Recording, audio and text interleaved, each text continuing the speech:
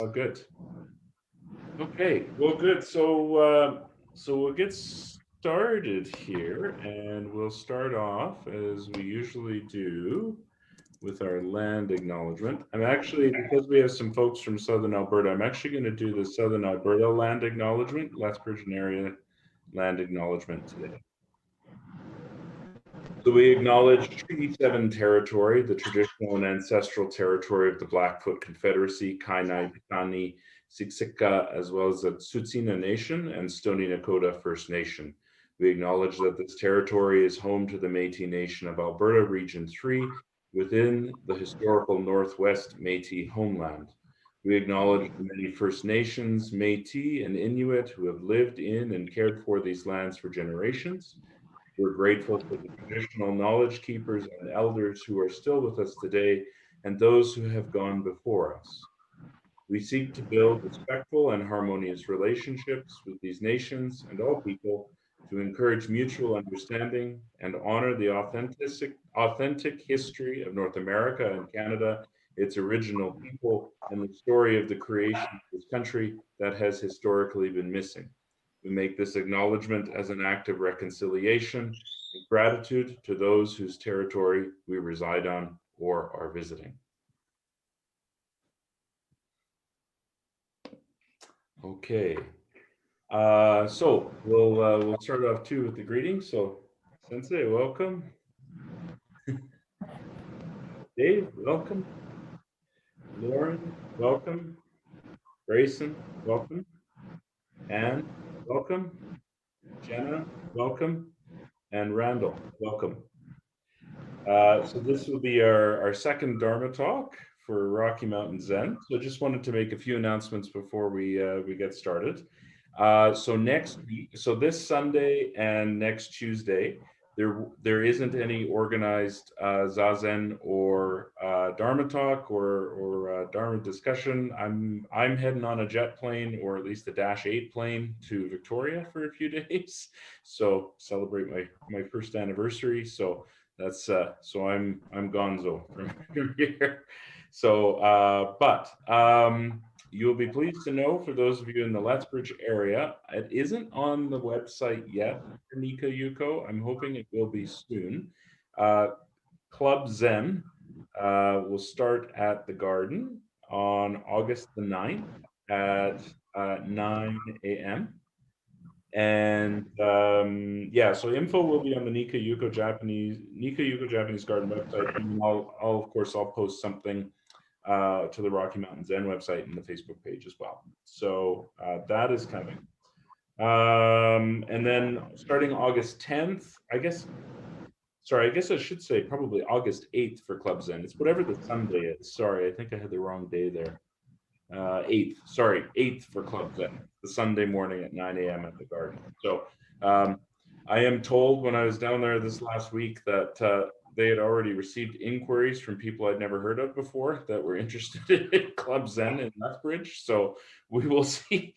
We will see if who comes out on the 8th. So that's so it's a good sign. August 10th, as we talked about last week, we'll start a discussion of the book Kodo Sawaki, Uchiyama Roshi, and Shohaku Okumura, Zen Teachings of the Homeless Kodo. So we'll start that on the 10th. I'm hoping to have some text to put up on screen, but I know some of you have already got the book as well. So please join us for that. I'm going to make a pre-announcement to something. Hopefully it's okay that I do this. I haven't gotten complete confirmation that this is going to be a thing yet, but I'm cautiously optimistic that the Garden is going to say yes to this. On August on August the 28th in the evening, I believe it was about 6 o'clock, so it's a Saturday evening, August 28th. The Garden, we're tentatively saying Nika Yuko Japanese Garden is going to host a Zen evening at Nika Yuko Japanese Garden, a discussion of the influence of Zen on Japanese culture by Sensei Yokoyama, coming to Canada, and we're going to travel down to Lethbridge at that time. So there's going to be, we'll sit some Zazen in the beautiful, tranquil Nikayuko Japanese garden, and we'll follow that with a bento box dinner is the plan. And then hopefully the presentation. So my guess is for those of you that are in the Southern Alberta area, it runs, I think we did it last year with the bento box meal, and I think it ran about $60 for the dinner and the presentation and entry to the garden and all that sort of stuff. So pencil it in your calendar if you're in the area. We're going to try and Zoom it. So we'll see how it works. But they haven't said no, and they've more or less said yes. So I think we're a go if you're going to be in the Lethbridge area for that. And then I guess the last announcement I was going to make is thank you for those last week. This is the part of the pitch that I absolutely hate doing, but I feel we don't have a lot of overhead. We have a website, we have a licensed Zoom channel, etc. But we also want to give the teachers who are giving the Dharma talks a little bit of love and a little bit of dinero. So if you feel like donating, RockyMountainZen.org is the website. At the bottom of the page, there's a donation box, and we use buy us a cup of coffee. That's the platform we've been using. So you can, if you feel so inclined and are able to do so, feel free to do a donation.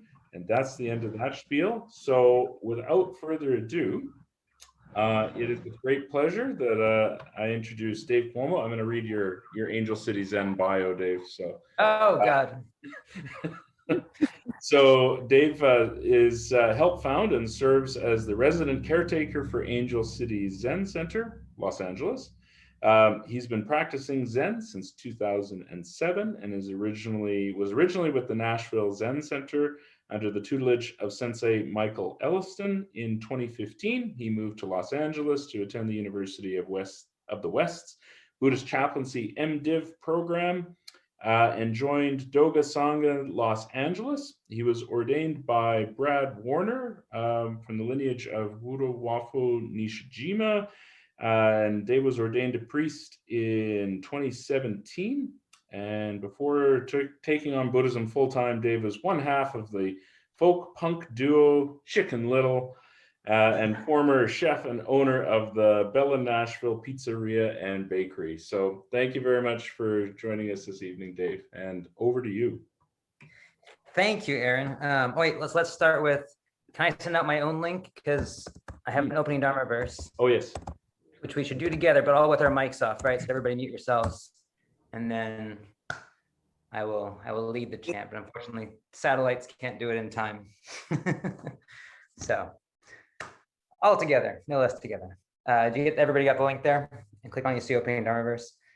I had one guy email me last week and be like, I can't find the opening Dharma verse every time. I see the handouts, but not the opening Dharma verse. I was like, it's right there, man. Like, I sent him back a screenshot with a highlighted circle. I didn't want to make him feel bad, but it's cool. He kept coming, so we're good.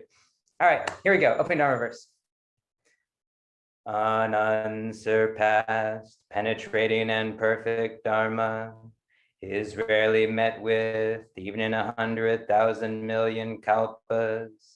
Having it to see and listen to remember and accept, I vow to taste the truth of the Tathagata's words.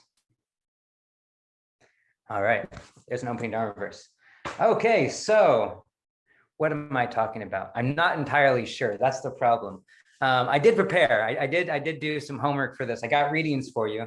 That was the most important part. But the problem, when you do these things for people you don't know, and I'm not the most experienced Zen, I'm going to say speaker, because I am not. First thing to say is, let's go along with that bio. So I'm not actually a teacher. Zen rule. There are some very heavy unspoken Zen rules, or maybe half-spoken Zen rules, and there's lines between what is and is not a teacher. And a good teacher will never claim to be a teacher, from what I understand. But I wouldn't know, and don't have to worry about that because I am definitely not a teacher. I tell people around here that I'm kind of I'm the TA. So I'm kind of the under assistant to Brad. Brad is the head teacher, Brad Warner here. And I do all this dirty work for them. So I figure I'm the TA, and people can still call me and I'll talk to them. But I figure it's like a grad student when you're in a PhD program, you call them for like the what's up with that. I'm like, I don't know, but I think it's this, you know? So nothing I say is definitive, which I really enjoy that. So technically this isn't even a Dharma talk. This is just some guy that Aaron knows that he called to come talk to you to fill some time. So here I am filling time for you after Zazen. Brad always says that the talks are just the dessert after to get you to do your Zazen, eat your vegetables, and then we can have the talk, you know? Anyway, so yeah, like Aaron said, I've been doing Zen since about 2007. I actually started with non-Zen groups and I liked them, but not as much as Zen. But also I really didn't like Zen at first, I'll be honest. I was doing a Shambhala group and it was like a kind of a hipster offshoot. So it was like a real casual thing on the Lower East Side with, the guy was the son of a fairly prominent Shambhala teacher, and he was kind of on his way up in the organization. And he's a super great guy. And I thought he was a really good teacher. And it's like one of those things when you first start going to Buddhism, I don't know your guys' experience has been or how long you've been practicing. When I first started going, just like every talk was just like uncannily what I needed to hear that week. And it was mind blowing. He taught it like, nice thing about Shambhala is they give you a lot of what all very snottily called training wheels so that some newbie like me can come in and like actually get something out of it. Whereas here in Zen, I feel like when done properly, like you're not going to get anything useful from this whatsoever. And, you know, you're welcome. That's how this works. But I personally really appreciated not starting with Zen because this guy gave me useful things, tips on how to be a better, happier person. And they worked. I became a better, happier person over the course of that year, and it was great. And then I heard that Zen was pretty cool. Like I don't know if I got into this stuff for mysticism or what I got in, or for self-help. I really don't remember. I think I had excuses. I was like, I want to quit smoking. I want help with writer's block, you know, like these were my practical reasons. But had I read some Ninja Turtle comics when I was a kid where Zen was like this like mystical, crazy magic thing? Yeah. So I was like, I want to go learn that Zen, but you can't say it out loud because that just sounds stupid. So you go say you're going to quit smoking and you check out the local Zen temple. So I went to this place in Brooklyn. You know, I've been going to this hipster offshoot group, and I show up here and there's guys in gray robes and belts, and there's columns, and it's a temple, and there's a big Buddha on the altar, and they are chanting. I don't know what the crap is going on, but I think I've walked into a cult and I'm pretty freaked the crap out. And this guy points me to the, you know, where to be in the chant book. I'm like, and we're doing the Heart Sutra. And then I will say this though, what I was saying, I was like, this is the most true thing I have ever heard in my life. I couldn't believe somebody had actually said it. I grew up in Western philosophy. I don't know if you study Western philosophy, but they're pretty sure there are no answers and they've tried them all. And I'm telling you, they're wrong because people found some answers 2,000 years ago over in Asia and nobody bothered to tell the West, or the West wasn't listening. I'm not sure which happened. But I get in this temple and some things I think I've known in my heart since I was a little kid that just made all of society crazy and me feel crazy are in this book, and I am chanting no eyes, no ears, no nose, no tongue with my nose, tongue, body, and mind. And I'm like, thank you for saying it out loud. And I was so excited. I looked around and was like, but I can't do this. So if I can get this that does not look like this, I'm all on board. And so luckily I moved to Nashville, and the group there just, I like to think it was a choice, but it really wasn't. They just didn't have their stuff together too well. And so they had just found a new teacher. They're working on their forms and their rituals, and they just couldn't do them yet. It was two guys in a room falling over each other, laughing and stumbling and forgetting their words and their lines in this complicated Zen ceremony. And I was like, these are my people. Make it elaborate, make it beautiful, and don't know how to do it. And now I can hang out. So that was my Zen. And then I spent several years with them learning how to do it. And the joke is, by the end of it, we knew how to do it. And now I'm quite well trained in ceremonies. Now I'm training people in ceremonies, and I'm that guy. But I hated it at first. They would make me wear a robe on Saturdays. And I was just like, get me out of this thing. This is not the truth. This is like some stuffy old thing from a culture that is not mine. No offense to anybody from that culture. It was just my punk rock angry brain at 26, you know? And he's making me do prostrations and like bowing my head in prostration or something, like, absolutely not. And for 7 years, every week I put on a robe and went, God darn it, screw you, you know, my head to the floor. After 7 years of doing that, like, my God darn it, screw you. I'm going the mile. That's not how it sounds in my head. You know how it sounded in my head. I'm trying to keep this PG-13. But that became what I was bowing to. You do that every week for 7 years. And at a certain point, who are you cursing? You know, you're the idiot who showed up. You're the one bowing to the Buddha. And that just became beautiful. And that's how I found myself in Zen was like my own angry punk rock, screw you, just became my Buddha. And that was the Buddha that I bow to. And now every morning I still do it. And I love it now. We have, as part of why, so sorry, long story short, I don't even know what this talk's about. So far it's about me. Anyway, so 7 years in Nashville. And I think I'm loving Zen. It's going pretty well for me. I've sewn a Rakasu. I did their version of Jukai and what they called discipleship. They had a step in between Jukai and ordainment called, I actually forget all the words. There's Zaike Tokudo and Suke Tokudo. I'm sorry for butchering it because we don't use these words very often around here. But anyway, he instituted a step between Jukai and ordainment that he called discipleship. And so I did that there. And I was really just loving it by then, despite all the BS and along with the BS. And then my life fell apart. In the space of like 2 months, I got a divorce. My business fell apart, and I just had a really bad year. Just one of those years where you're like, I don't know what's next, and I don't want to. I don't know. Like we talk about emptiness in Zen, and all I know of that year is it felt like somebody was carving my body out with a spoon every day. And Zen had told me that's the right thing to do, and I'll tell you, it did not feel good. It did not feel like enlightenment. But it didn't feel wrong. I'll tell you that after, at that point, 7 or 8 years of practice, there was a little voice that kept whispering in my ear that was just like, this is part of it. Don't forget, this is part. I don't know if the Zoom was letting me pick up my whisper. This is part of it, it whispered to me. And that really helped.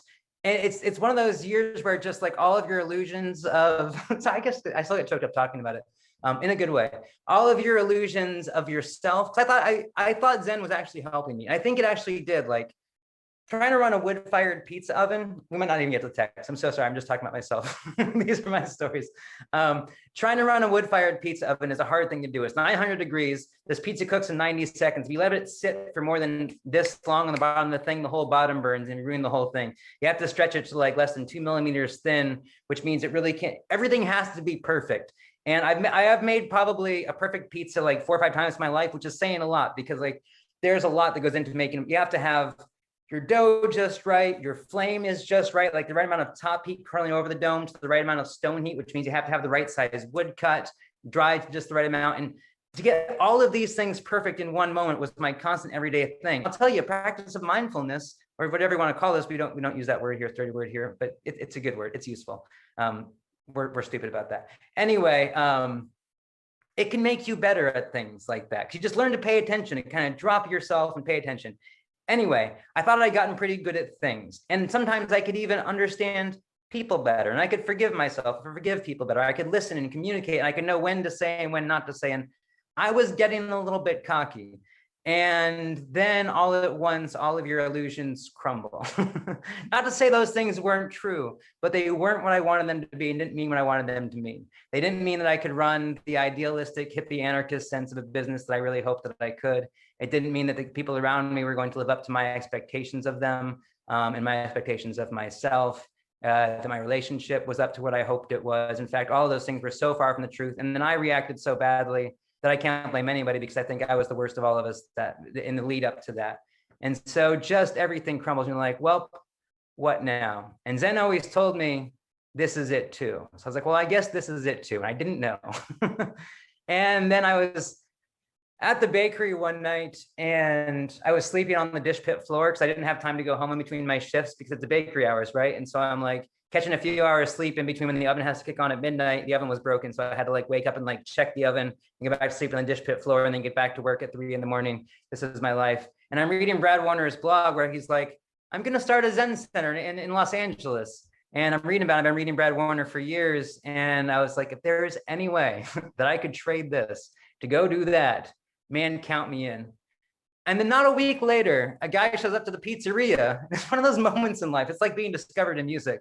I'm just sitting there like working and angry and hating everybody as usual, but still doing a good job. Don't worry, I was making great pizza. But this guy sits across the bar from me, and he's like, he's decked out. And I'm not saying he's just commendatory things. He's an older middle-aged guy with a bit of a tub and very nice suit and a very attractive young woman next to him who seemed way younger than him.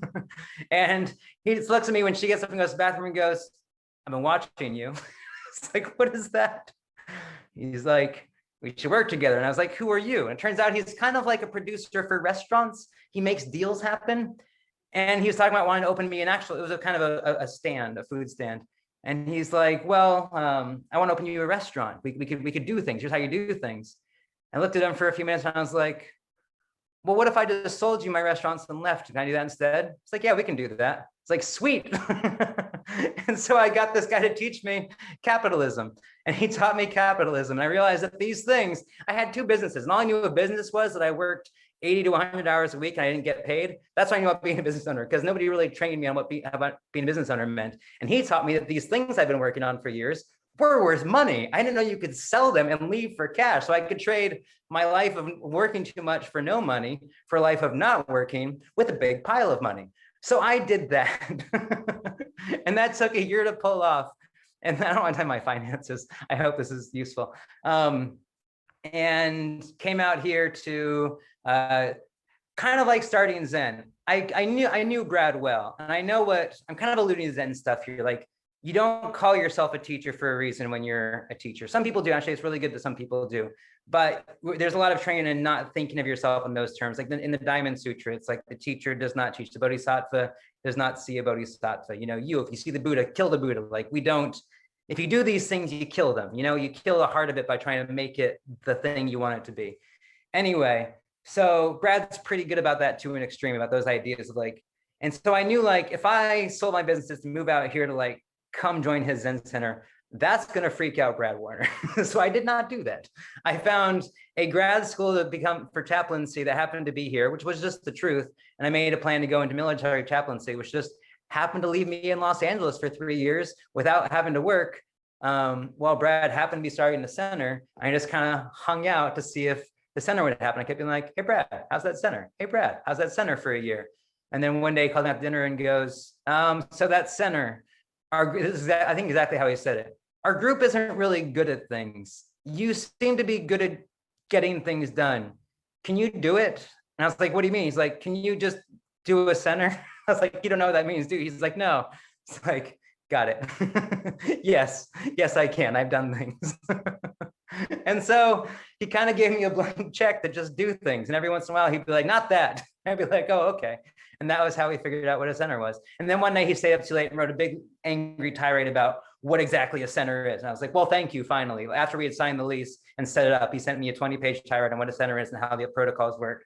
And I was like, all right, while he was gone, cool, bro. And then he went on tour and he came back while I set up and built out the whole thing for him. We did all the icons and the statues and the rooms and the protocols. And, it was a lot of work, and you're nervous because your teacher isn't there to like help you do it. And then he comes home from tour and they give him the walk around. They're all like waiting for him to tell me what a good job I did. And he walks around the place and just goes, that's wrong. That's wrong. This is my Brad Warner impression. That's not right. That's not right. It's okay. Thanks. And then on the way out the door, he goes, probably should have said the nice things first, shouldn't I have? And he walks away. I was like, perfect. That's what I needed. And then he ordained me and named me Big Nothing. It was that my Dharma name is Great Emptiness, but he's like, no, this is Big Nothing. And I was like, I think I get the joke. Anyway, that's my story. And that was all. We've been doing this for 5 years now. So that's what I know of myself in Zen. Anyway, let's read a Zen story now. I think we still have, what time did I start? Aaron, what time do you want me to stop talking my mouth off? We'll do maybe 5 or so more minutes if that works for everybody. Yeah. Okay, great. Yeah, I've said plenty. I think I might read to you for 5 minutes. Is that okay? And say a very few things? Sweet. All right, so if you click on your first handout, Mahakasyapa. I might be a jerk and read for 7 minutes. We'll see what happens. I want to read you about these things. They're beautiful. So click on Mahakasyapa. We're not going to read all of this. We're going to read the case. Because Aaron told me to talk about lotus flowers. So I just thought, oh, I know a story about flowers. This is a story about flowers, which you may have heard before. It's a classic. It goes, the case. The first patriarch was Mahakasyapa. Don't worry about the genderness. People can say ancestor. Our first ancestor was Mahakasyapa. Once the world-honored one held up a flower and blinked. I like to think he winked. Kasyapa smiled. The world-honored one said, I have the treasury of the true Dharma and the wondrous mind of Nirvana, and I transmit it to Mahakasyapa. So there you go. That's the story of Zen. It's not that grandiose, is it? That's how Zen started. It's no King Arthur pulling the sword from a stone, but it's pretty close, and I think a whole lot better. All that happened, Buddha had to give a Dharma talk. He holds up a flower. One guy gets the joke, and he goes, you're my guy. And that's and we've been doing that for 2,500 years. Eventually, somebody gets the joke of their teacher, and the teacher goes, I think you got it, does the wink. That's why I haven't been through a Dharma transmission ceremony, but it's secret. But I imagine they just go, yeah, and that's it. But I think it's beautiful because they, like I said, is this mystical? I don't know. And I don't know why you guys are here, how long you've been doing it. Want to live a better life? Is it self-improvement? Do you want the great mystical truth of the universe? And they allude to that great mystical truth of the universe a lot, and they talk in circles around it, and they usually leave it as just a big mystery. Like, what did Mahakasyapa see, and what did Buddha mean? And they're never going to quite tell you. And that's baffling. I think Zen is bafflingly stupid, because I'll tell you right now, every single one of you understands that story perfectly. That much I know for certain. And I cannot explain to you why that's true, or what the story means, or what you know. But whatever you're thinking right now is exactly it. And that is the stupidness of Zen. And so people can like, well, then why bother? I should just go home. We should get off this Zoom call and stop doing meditation. It's like, no, because that's beautiful, and it just gets more beautiful, and you understand it more beautifully the more time goes on. But whatever you're doing right now it'll never get any better than that either. That's the carrot they're going to hold out to you for 20 years. Just this, but also it gets better, but don't ever say that out loud, because it's not really true, and that'll keep you practicing for your whole life. Anyway, I'm talking too much. Let's read this Teisho. I think this is nice. So skip the circumstances and let's read the Teisho. The so-called holding up a flower of that time has been intimately transmitted from patriarch to patriarch. It has not been indiscriminately transmitted to outsiders. Therefore, it has not been understood by teachers of the scriptures and treatises, or even by many meditation teachers. In truth, they did not understand its true meaning. Be that as it may, this koan is not the koan of the assembly at Mount Grajakuta, but rather the words transmitted at the stupa of many children. I don't know what that's about. It is not a matter of what was said on Mount Grajakuta, as claimed by the Chuangding Lu. That's one of the older Chinese records of Zen. The Budang Lu, same thing, and others. When the Buddha Dharma was transmitted the very first time to Mahakasyapa, there was this kind of etiquette. If you are not a patriarchal teacher who transmits the seal of Buddha mind, you do not understand the occasion of his holding up the flower. See, I lied to you. Nor do you understand the spirit of his holding up the flower. You must meticulously study and carefully experience it. Understand that Kashyapa is Kashyapa, and clarify that Shakyamuni is Shakyamuni, and separately transmit the perfectly pure way. See, I love this because it's going to keep contradicting itself. It's going to tell you you can never understand it. It's going to tell you that you are only it, and it already understands you, and you already understanding it entirely. It's going to keep you going. Put aside for a while the holding up of the flower and clarify the blinking. There's not a hair's breadth of difference between your ordinary lifting your eyebrows and blinking, that's you right now, and Gautama's holding up of the flower. See, I told you. There's not a hair's breadth of difference between your speaking and smiling, and Mahakasyapa's breaking into a smile.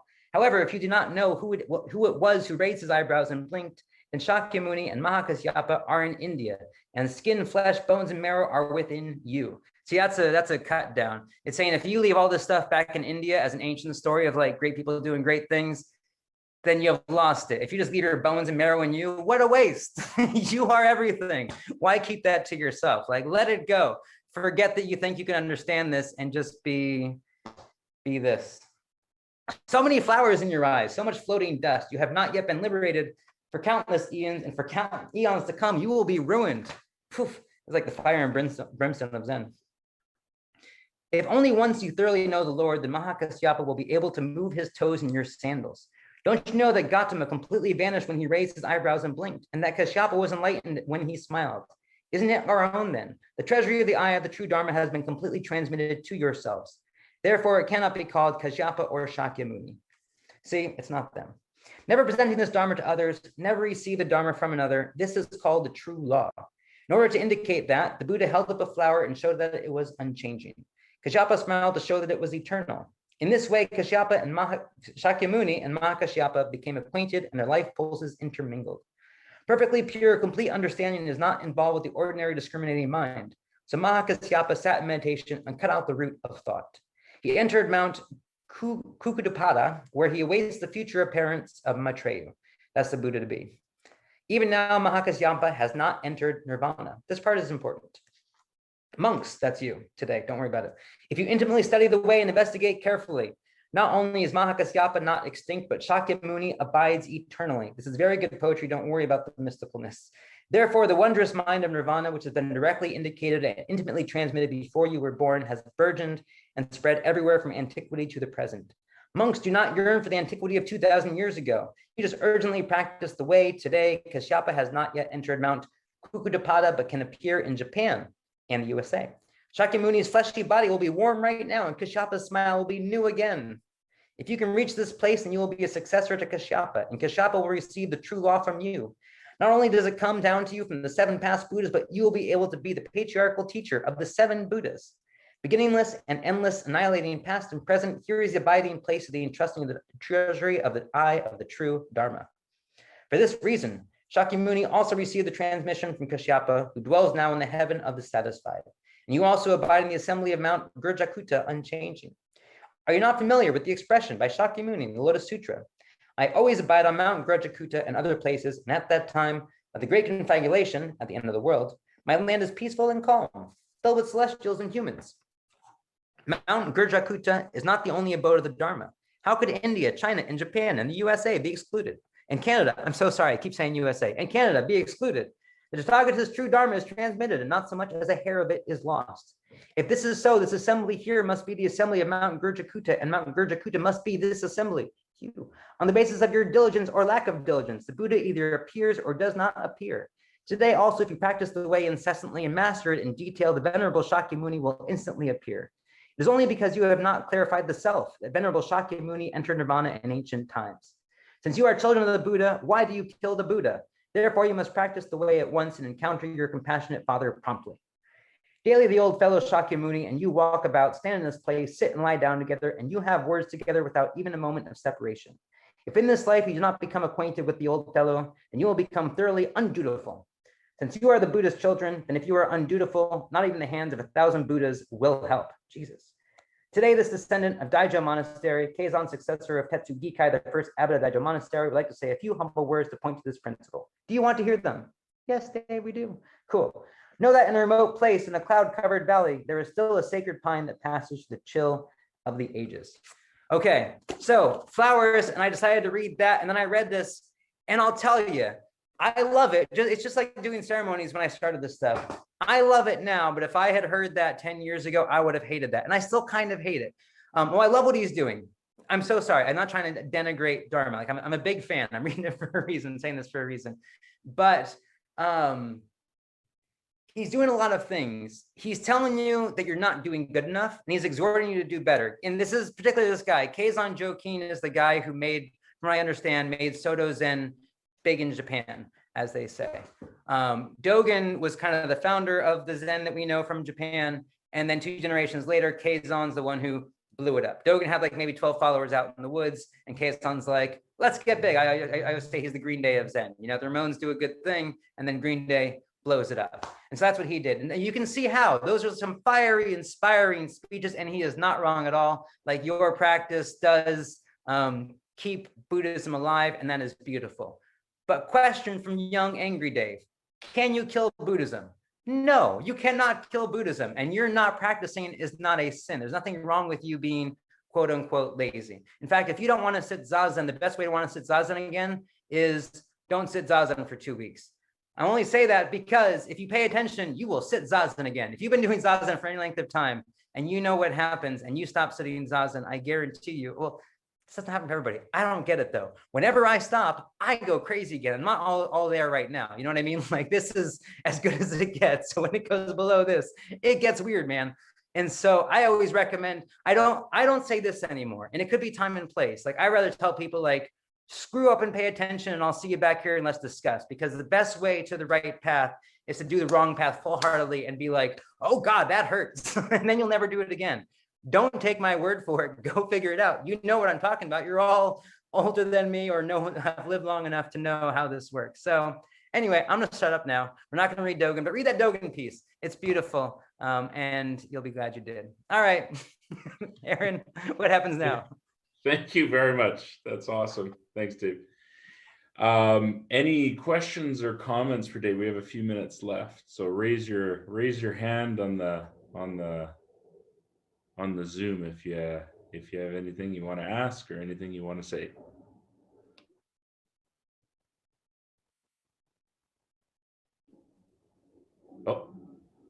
You okay? Just want to say thank you to Dave. Thank you so much. I could relate so much. And then that's the word of a person who's gone through all that stuff. Thank you. That was wonderful. I just want to say thank you, to a couple of students who went over to Angel City Zen Center. And it's wonderful to hear about Brad Warner. And but I just love your story making transition here. I believe, I mean, we don't talk about superstitious things too much, but life has that kind of weird timing, right? Things do happen a little bit in a weird way we never expect. So it was very inspiring. So, thank you. Just want to say that. Thank you. Yeah, I love that about Zen, that we don't talk about superstitious things. But I will say that and my therapist pointed this out 2 weeks ago. She's like, you have more uncanny things happen than a person has a right to expect in a lifetime. I'm like, that appears to be true. And I feel like it's the kind of thing you just keep it here in the corner of your eye. Like, you don't deny that, like, that's oddly narrative life. Weird. But you don't try to harness it. You don't try to question it. You're just like, all right. Yeah, that's right. And the more I do that, the more it seems to do what it needs to do. And I like that path, because other paths will tell you, like, here's magic and how to work it. And I'm like, no, let's not do that. That sounds dangerous or foolhardy. Thank you, Yoke. Nice to meet you. Great. Thanks. Anne. Hi, Dave. Thank you very much for your talk this evening. So when you were talking about people exiting your life, and I'm new to Zen, so I don't know if this makes sense, but I feel like if I'm embracing my true nature and people leave or come, they're meant to leave or come. Does that make sense? In a Zen sense? Yes. Okay. Yeah, well, speaking of bafflingly stupid, Brad, he'll often tell me when I really need some like faith in life, I'm having trouble when I get depressed, or like I start questioning my life and all my life choices. He always tells me, I think the universe wants us to do what we're currently doing, And in one hand, again, it sounds kind of superstitious, kind of mystical, like, oh, the universe is supporting me along my path. Also, he's saying absolutely nothing. He's saying what you're doing is what's happening, which is a dumb thing to say. And yet it gives me a kind of faith that things are going the right direction. One thing I've learned with people, and this is hard because it's not quite what you want. Like, if I treat people in the way that is balanced and good, and I follow my own right path, people do come and go, and it can be hard and sad, but it's always the right thing that happens. If I just do my thing, when I start putting ideas on what I think is supposed to be happening and who's supposed to be in my life and why, that's when things go off the rails and I start getting more unbalanced. Like, there's a lot of talk in the world of like cutting out negative people. I'm not going to say no to that. Like, we need to have good boundaries and don't get yourself hurt. But also, I will say for myself, the hard edge of that, of thinking you know what's what, I prefer to let relationships fall apart at their own timing and discretion, which usually they will. Like, I've had experiences, I'll say even recently, just to divulge personally a little bit, with people that I loved and cared about very much, is all I'll say about them, where in retrospect, like, why did that relationship fail? And I come to the very hubristic conclusion that it's because I was doing the right things and the relationship was not up to that. And I didn't feed, let's say, codependent situations that could have made that thing last for another painful 2 years that we all would have regretted, And you think you screwed up, but things just went the way they had to go. Because if I only do what's right and good for me, then the things that will stick around are the things that work in the right and goodness, But it can be sad along the way because sometimes bad things happen. Yeah, good response to that. Thank you. Thanks. Anne, right? Because it says Trudy. Yes. But... Well, Anne is my middle name, and I'm connected with Aaron on Facebook. And I put my middle name on Facebook because anyone wants to friend me, I just say yes. And then I know who I recognize who I know in real life because they call me Trudy, and anyone I've just met on social media will refer to me as Anne. So Well yeah. played for that age. I like it. Yeah, it's my little safety valve. Nice to meet you, Anne. Great. Nice to meet you too. And last but not least, we have Lauren and Grayson. Oh, you're muted, I think. Okay, so Dave, thanks for your talk. That was absolutely enjoyable and wonderful. You're fantastic. I have a question though about wants and desires in regards to attachment. So when you were running your businesses and when you were, there was obviously a part of you that there was probably a deep want there at some point for it to be successful and for things to be prosperous or for you to make it. But like when it comes to like our lives, you know, and our work and stuff like that, like with Zen, is the point to just let go of those wants and desires and just let them be, to kind of, and then whatever happens happens, you know what I mean? Mm-hmm. That makes sense. Is it just like a, It does. That is an ancient conundrum at the heart of where Mahayana and Zen split off from early Buddhism too. Early Buddhism did teach, yes, we will teach you how to conquer desire. When you conquer desire, you will be enlightened. It was that simple. That's why there are celibate broke monks in the woods. That was the original answer. And I'll tell you, I believe that answer is technically true, and I think it can work. I read what they did. We have the firsthand accounts of the monks nuns out there. Their writing is beautiful and kind of creepy. They're sitting out there in funeral grounds, looking at dead body parts, thinking of their bodies as like these decaying corpses and being like, I don't want to have sex anymore. I just envision this thing's a corpse for 3 days, you know? I'm sure that works. It's not our practice. It's not how we do it. Mahayana decided that there's a whole lot of philosophy and legend behind it and ways to phrase it. But we engage and we don't intentionally cut off in those ways. We have a certain set of vows, but like, especially in Soto Zen, because of the quirks of Japanese history, we have a lot fewer vows to be ordained than every other Buddhist in the world. Like I have a breakup story because I'm allowed to date, which is not common for a guy with a shaved head who wears a robe on Fridays, you know, and it's very confusing. But so we are more encouraged to, in the more noble mystical sounding sense, go into desires in the lowest places and fully feel them in compassion, understand what they are, is how it's kind of put. But what that means in practical terms, especially for lay people, is don't intentionally cut it off. That would probably be stupid. And actually what you do is we have decided philosophically that pushing away desire is creating a new attachment. You're attached that not having this thing will make you happier. Not having a relationship will make you happier. Not having money will make you happier. But I will tell you honestly from experience, and you'll notice a lot of monk-like people will have figured this out. The less I have, the happier I am. That's just true.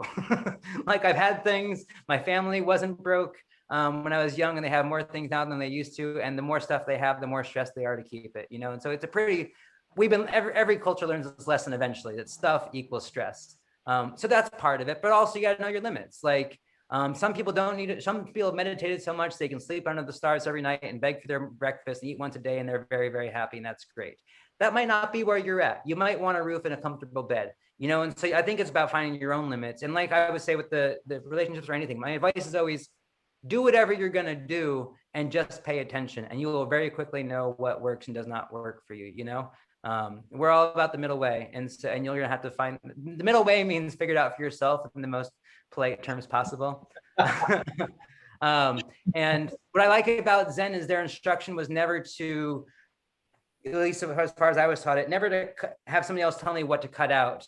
All my teachers said, go find out for yourself, just be honest and pay attention. That's the only instruction on what to do with desires and attachments and the world, is be honest and pay attention. And you'll very quickly figure out what you already knew. Does that help? It's not a direct answer.